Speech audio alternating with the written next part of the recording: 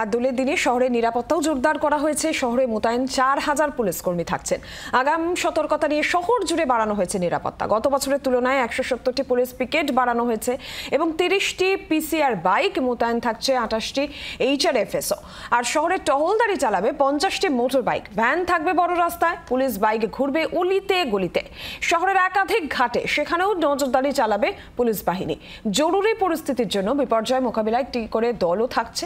মোতায়েন থাকছে বাড়তি ডিসি, এসিপি পদমর্যাদার অফিসারেরাও মোতায়েন থাকছেন। দোল উৎসবকে কেন্দ্র করে এক জায়গায় একসঙ্গে প্রচুর মানুষের সমাগম ঘটে। পাড়ায় পাড়ায় উচ্ছৃঙ্খল মদ্যপ যুবকদের দাপাদাপিও দোলের দিন নতুন কোনো ঘটনা নয়।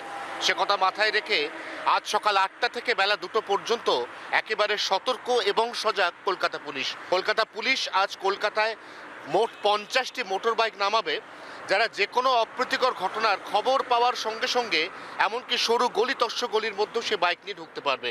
এছাড়া রাস্তার উপর মোতায়েন থাকছে HRFS, পুলিশের অন্যান্য বাহিনী, এবং এই গোটা পরিস্থিতি পর্যালোচনা করা, যে কোনো খবর আসার পরে সঙ্গে সঙ্গে যাতে সেই ঘটনাস্থলে পৌঁছানো যায় তার জন্য কলকাতা শহরের বুকে মোতায়েন থাকছে কুইক রেসপন্স টিম।